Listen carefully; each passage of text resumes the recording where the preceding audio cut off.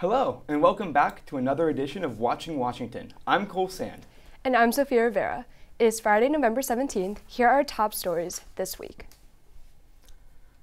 On Tuesday of this week, the House of Representatives passed a two-step plan from newly appointed Speaker Mike Johnson.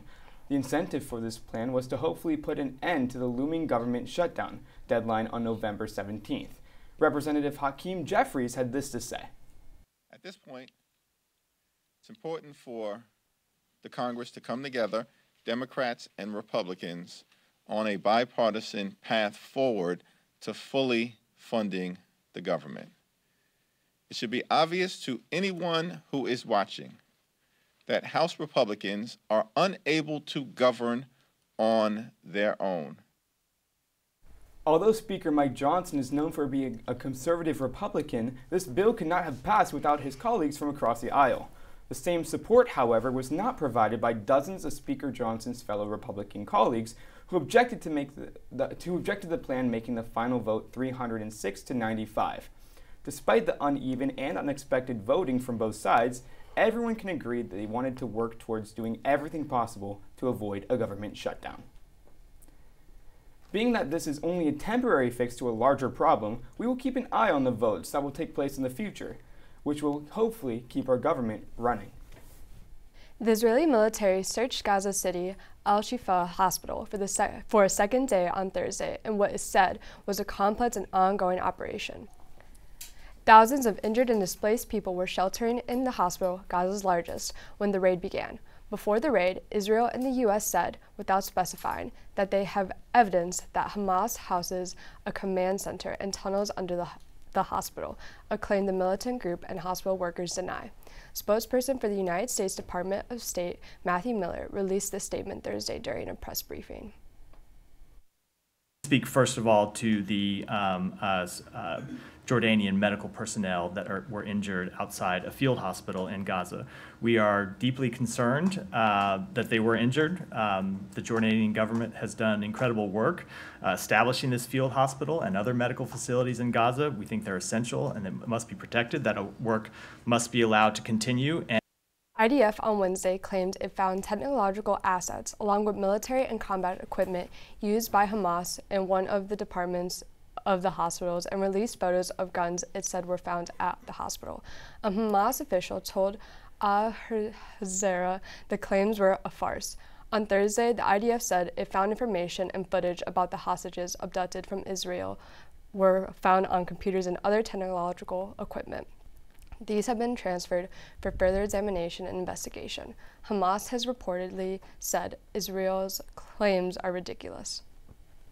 On Wednesday, November 15th, President Joe Biden and Chinese President Xi Jinping sat down together near San Francisco for the Asian-Pacific Economic Cooperation Summit. In addition to a formal meeting, the two leaders shared lunch with top advisors from both sides. Their conversations touched on big issues such as economic challenges and Taiwan. Do I trust you? I trust but verify, as that old saying goes. That's where I am. And, we're in a competitive relationship, China and the United States. But my responsibility is to make this rational and manageable, so it doesn't result in conflict. That's what I'm all about. That's what this is about. To find a place where we can come together and where we find mutual interest but most importantly, from my perspective, that are interested in the American people. That's what this is about. In any case, President Xi released a statement following the meeting promising 3 new pandas. It seems likely this will appease the American people. For the first time ever, the Supreme Court has adopted a code of ethics due to pressure from Congress and the public. According to NPR News, all 9 justices signed on to this new code. Controversy sparked regarding Justice Clarence Thomas receiving gifts and travel from Harlan Crow, Republican donor, as well as Justice Samuel Alito criticized for failing to disclose a fishing trip with Paul Singer, another large Republican donor. An example of what the code entails is specifically about financial transactions, where justices can make a real estate transaction as long as it's not before the court. However, Critics remain unsatisfied with the code's lack of enforcement provision, as there is a lot regarding what they can do and no enforcement mechanism as what they are not supposed to do. Hunter Biden, the president's son, is seeking to subpoena former President Donald Trump and former United States Attorney General Bill Barr in his criminal gun case. Biden's lawyers wrote to a federal judge that they are seeking specific information from 3 former DOJ officials and the former president that goes to the heart of his defense. The defense team calls the charges filed against Hunter Biden vindictive and selective prosecution by the last administration. The proposed subpoena would require all recipients to turn over any documents in their possession from the start of Trump's term to now that relate to Hunter Biden. Hunter Biden pleaded not guilty to federal crimes related to his purchase of a revolver at a Delaware gun shop in 2018, although prosecutors say he broke the law by lying on a federal form when he swore he was neither using nor addicted to illegal drugs. It is the first ever prosecution by the Justice Department of the child of a sitting president. Former President Donald Trump has proclaimed to denigrate his opponents and critics at a recent Veterans Day speech in New Hampshire, and his language from the speech is raising concerns. Let's take a look at what he said this past Saturday. We pledge to you that we will root out the communists, Marxists, fascists, and the radical left thugs that live like vermin within the confines of our country, that lie and steal and cheat on elections and will do anything possible. They'll do anything, whether legally or illegally, to destroy America and to destroy the American dream. His language, referring to opponents as vermin, parallels that of former authoritarian leaders. According to a historian from NYU, calling people vermin was used effectively by Hitler and Mussolini to dehumanize people and encourage their followers to engage in violence. This language, during a time of high tension and polarization in the U.S., concerns officials about how his speech may have lasting effects on his large following. According to a source from CNN, President Joe Biden believes that the use of this dangerous language leads him to believe that Trump will use his presidency for revenge and retribution if elected again. The ongoing Colorado trial to remove Donald Trump from election ballots in 2024 has completed, with a verdict expected within the week. The case is centered on whether or not Donald Trump's role in the January 6 riots could be used to bar him from running for office according to the 14th Amendment. The trial heard testimonies from police officers at the riots, leading experts in extremism, and more. The 14th Amendment was ratified after the Civil War and prevents officials who have engaged in an insurrection against the United States from running for office. Whatever decision is reached, this decision may set the tone for any future cases and will set the precedent for how such cases are handled. However, there's a large chance that this case will be appealed to a higher court. A U.S. senator threatens to fight a witness during a Senate committee meeting, but Bernie Sanders to the rescue. The full story just ahead. Plus, shoppers will gobble up lower prices for Thanksgiving this year. Find out why. More Watching Washington next. The Center for C-SPAN, which is this organization, the CCSC, what we do is we facilitate like a bunch of organizations, different programs for Brian Lamb, which is the founder of C-SPAN. Anyone can be part of CCSC, whether it be through our various internships, our competitions, just to be involved, even like our student community meetings that we have every week. Anyone can go, you don't have to be communications or poli-sci. You just meet so many people, the connections you make is kind of crazy, the range that CCSC has. So yeah, it's just provided me so many opportunities to like kind of achieve the goals I have personally and forward to like whatever career paths I choose. This past week in a Senate committee meeting, Senator Mark Wayne Mullins of Oklahoma attempted to settle the score with Teamster President Sean O'Brien before being promptly stopped by Senator Bernie Sanders. Let's take a look. Quit the tough guy act in these Senate hearings. You know where to find me, any place, anytime, cowboy. Sir, this is a time, this is a place. If you want to run your mouth, we can be two consenting adults. We can finish it here. Okay, that's fine. Perfect. You want to do it now? I'd love to do it right now. Well, stand your butt up then. You stand your butt up. Oh, hold on. Big guy. Oh, stop it. Is that your solution, every poll? No, sit down. Sit down. Okay. You know, you're a United States Senator. Sit down. Active. Oh, okay. Sit down, please. All right. Can I respond? Hold it. If we can't, no, This is I have what the he mic. said. I'm sorry. This is Hold what it. he said. You'll have your time. Okay. Can I respond? Oh, no, you can't. Senator Mullins later went on to accuse O'Brien of being a mob boss in a later broadcast, while stating that he would not be intimidated by high-ranking union officials in a stark display of unprofessionalism by a United States senator, according to his contemporary Bernie Sanders, who spoke on the committee alongside him, also ultimately bringing the confrontation to an end.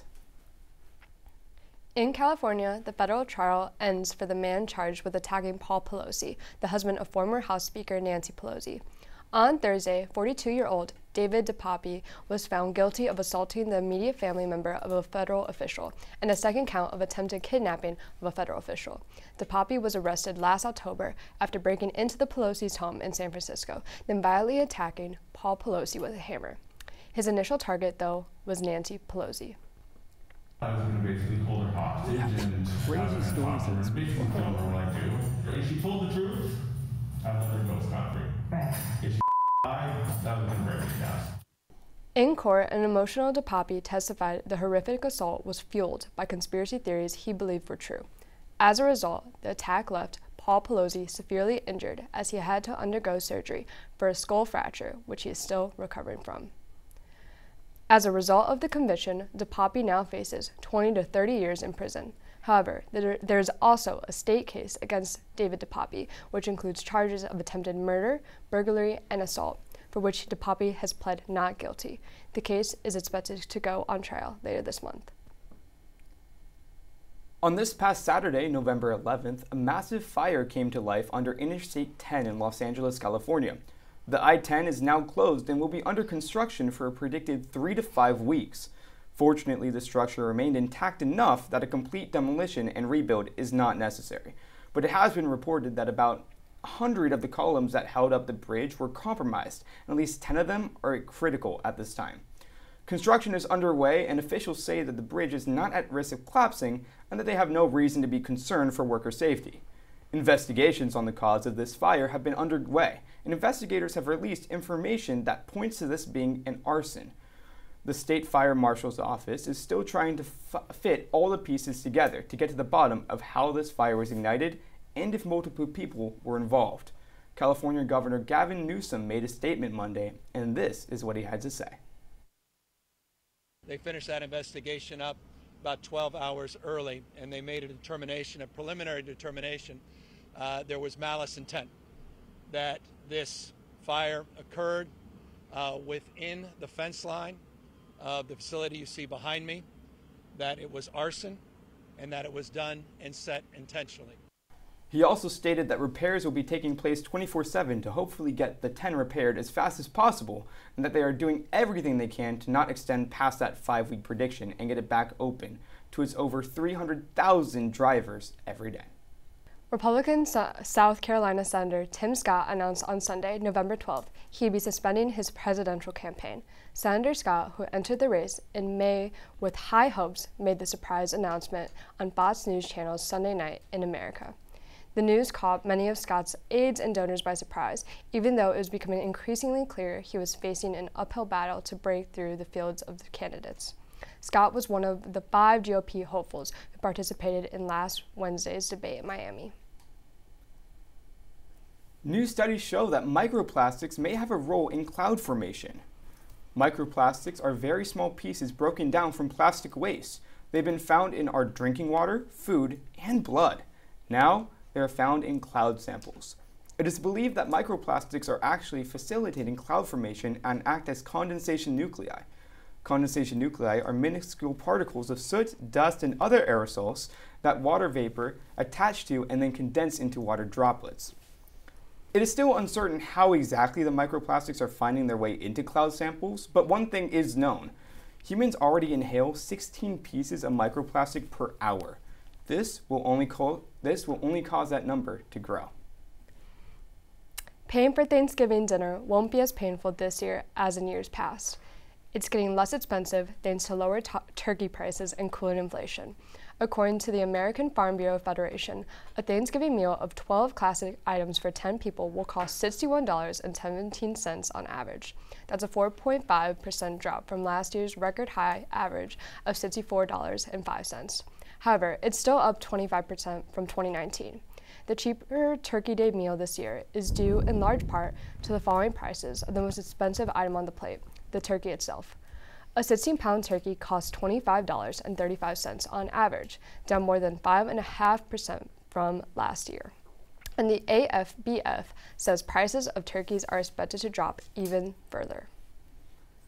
According to the Associated Press, the tentative contract agreement between the United Auto Workers Union and General Motors might be in trouble.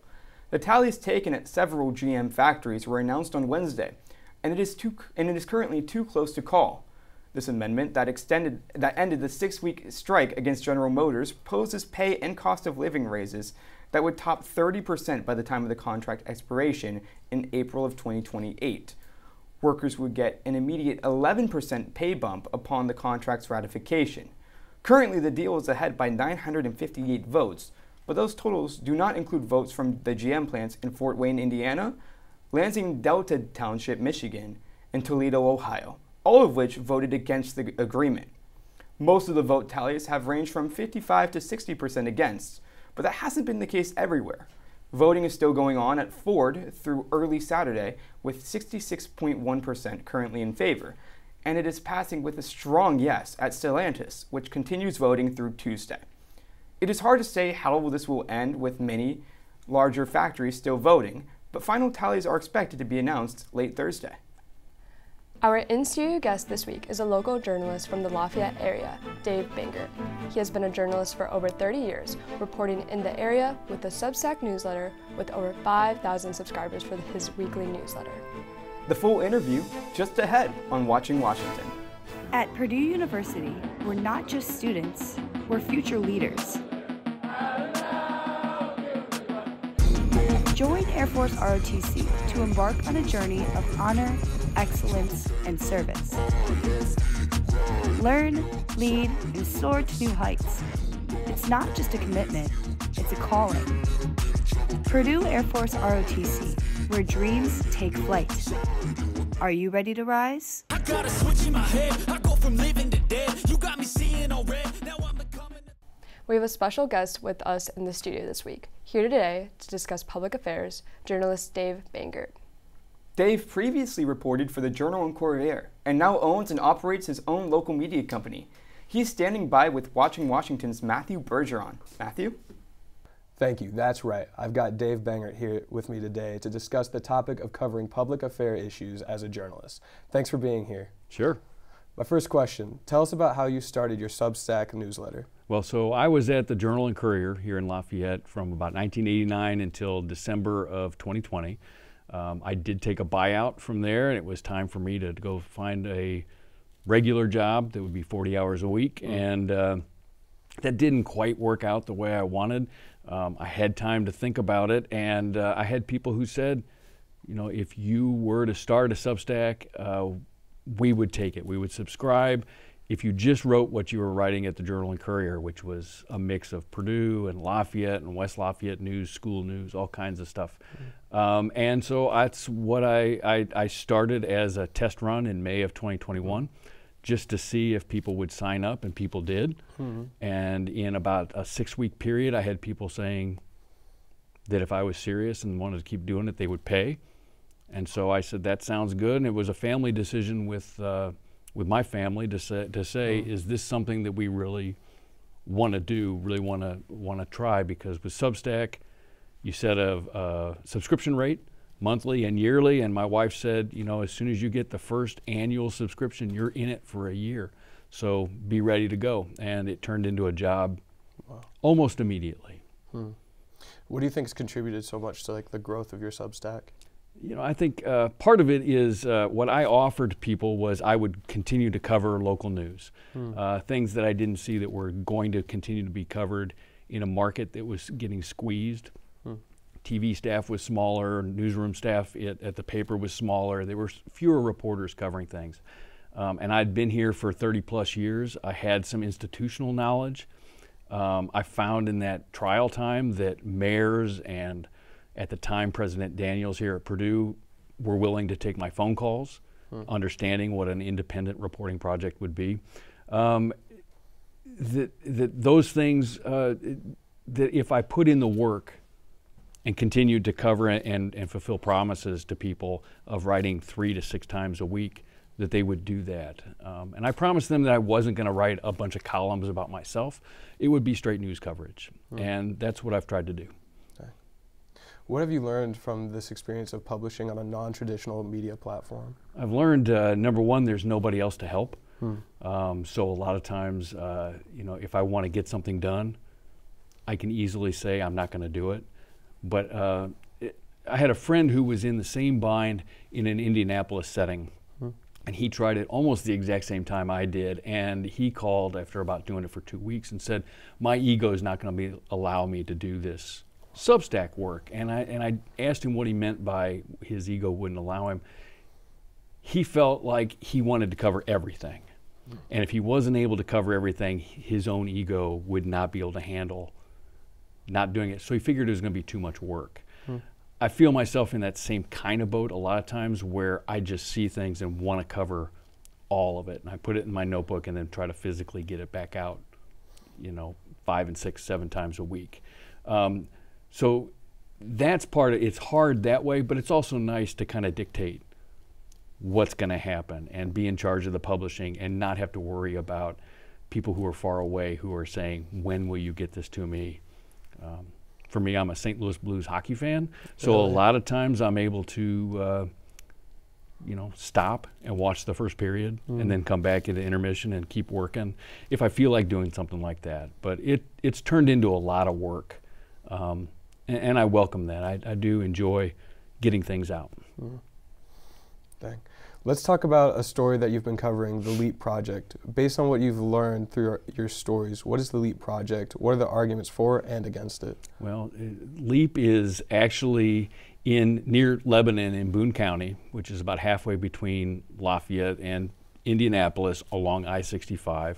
And the state has a quasi-public agency, the Indiana Economic Development Corporation, which has bought up almost 10,000 acres worth of land. And the purpose of LEAP is to take these mega projects and give them a shovel-ready place to go. The problem with that has turned out to be that shovel-ready means that Lebanon doesn't have a whole lot of water. They can handle a certain amount, but to do these huge chip factories and everything else that's coming, they don't have enough water. So the IEDC also has a study going to tap into the aquifer just downstream from Lafayette and West Lafayette near Granville Bridge area, about 6-7 miles. And they're studying taking as much as 100 million gallons a day from wells there and pipelining it, building a $2 billion pipeline from here to Lebanon to handle that. And it's been a huge controversy here as people try to protect the aquifer. Local officials say, how can you be sure you're not going to drain natural resources here? It's been a big fight, and it's continuing to be a fight, and we'll see how it plays out. But it's kept me busy, for sure. Do you think the state's been forthcoming with all the information? I think that they have acted, and that's part of the problem right now is the IEDC has acted like a developer does, which is very secretive. So take, for example, Chauncey Hill Mall.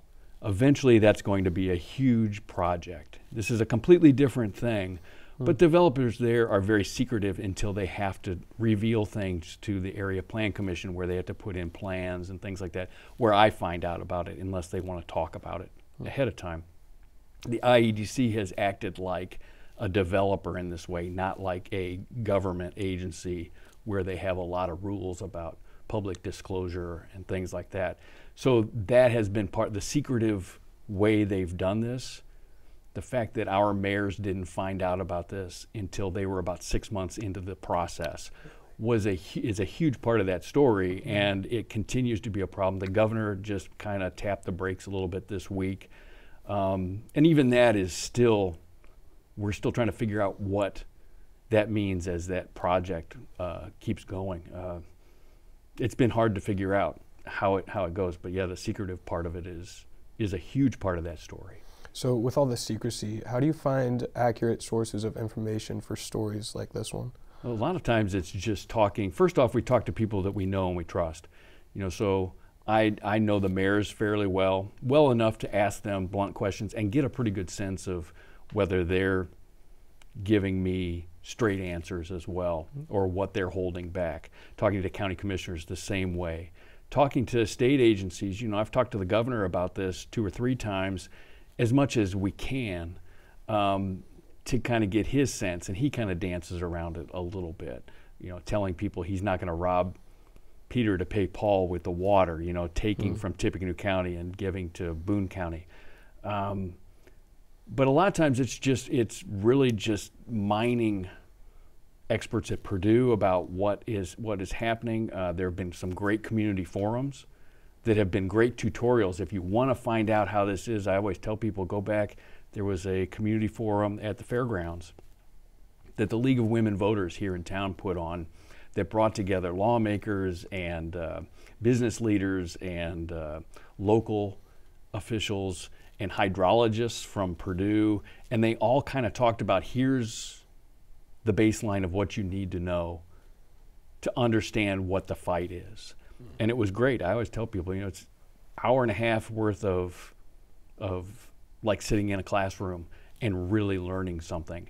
And then it's gone on to other kinds of community forums where people have had a chance to confront these hydrologists who are working for the state, confront the IEDC folks.